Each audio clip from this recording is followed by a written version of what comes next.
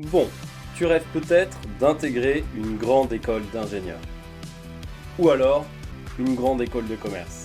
Waouh, ça a l'air vraiment trop cool. Mais bon, avant d'en arriver là, tu vas devoir passer par la case moins sympa, qui est celle des prépas. Et justement, dans cette vidéo, je te donne l'essentiel à savoir sur les classes prépa.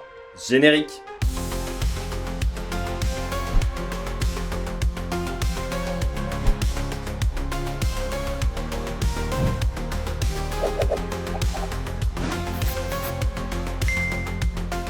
Et bon, si tu t'es un peu renseigné sur le sujet, tu sais qu'il y a deux grandes filières de classes prépa. Les classes préparatoires aux grandes écoles, un peu les prépas classiques, et les classes prépa intégrées. Alors, pour commencer, déjà, pas de jaloux. Il y a des choses que tu vas retrouver en prépa classique et en prépa intégrée. Ce qui est plutôt sympa d'abord, c'est qu'il y a des places, quelle que soit ta filière d'origine. Générale, technologique ou professionnelle. Bon, ce qui est un peu moins cool, c'est que globalement, le niveau des candidats est assez élevé. Mais pour autant, il faut savoir qu'il y a des prépas qui sont plus accessibles que d'autres. Donc, c'est pas parce que t'as pas le niveau de la grosse prépa de ton département ou de ta région que les portes de la prépa c'est finito. Ok, t'as juste à chercher une prépa qui correspond un peu plus à ton niveau scolaire si vraiment ton rêve c'est d'intégrer une grande école plus tard. C'est possible. Bon, autre point commun, c'est que dans les deux cas, il y aura une grosse charge de travail à prévoir. Donc en gros, si tu comptais te la couler douce pendant 2 ans, le temps de voir venir, de réfléchir à ton projet professionnel,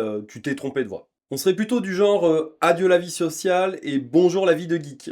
Bon, je sais, là je t'envoie du rêve, mais en vrai, il faut savoir faire des choix pour atteindre ses objectifs. Et enfin, dernier truc sympatoche, c'est que dans les deux cas, tu peux te faire éjecter si jamais t'as pas une bonne moyenne continue. Et oui, même en classe prépa intégrée. Donc si tu pensais que rentrer en classe prépa intégrée c'était bon, easy baby, bah non, va falloir bosser sinon, si t'as pas le niveau, adios.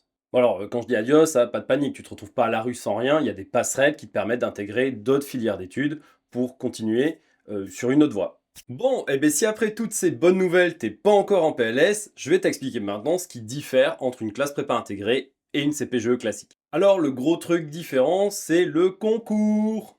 Et oui, en prépa classique CPGE, tu vas devoir passer des concours pour intégrer potentiellement des écoles. Alors que de l'autre côté, la prépa intégrée, elle est adossée à l'école que tu vises. Et donc, si tu valides les 2 années de prépa intégrée, direction l'école d'ingé ou de commerce. Autre grosse différence, c'est que toutes les grandes écoles, ingé ou commerce, ne disposent pas d'une classe prépa intégrée. Donc suivant ce que tu vises, des fois il n'y aura pas le choix, faudra se taper la CPGE classique. Voilà pour l'essentiel que je pouvais te dire sur ce sujet. Dans la version longue, je te présenterai même une troisième filière de prépa qui existe et qui peut être une belle opportunité. Et surtout, je te donnerai mes conseils pour adapter ta stratégie de vœux sur Parcoursup en fonction de l'école que tu vises, mais aussi du risque que tu es prêt à prendre. Voilà, c'était le Mentor, on se retrouve très vite dans une prochaine vidéo pour faire de ta stratégie d'orientation scolaire un succès.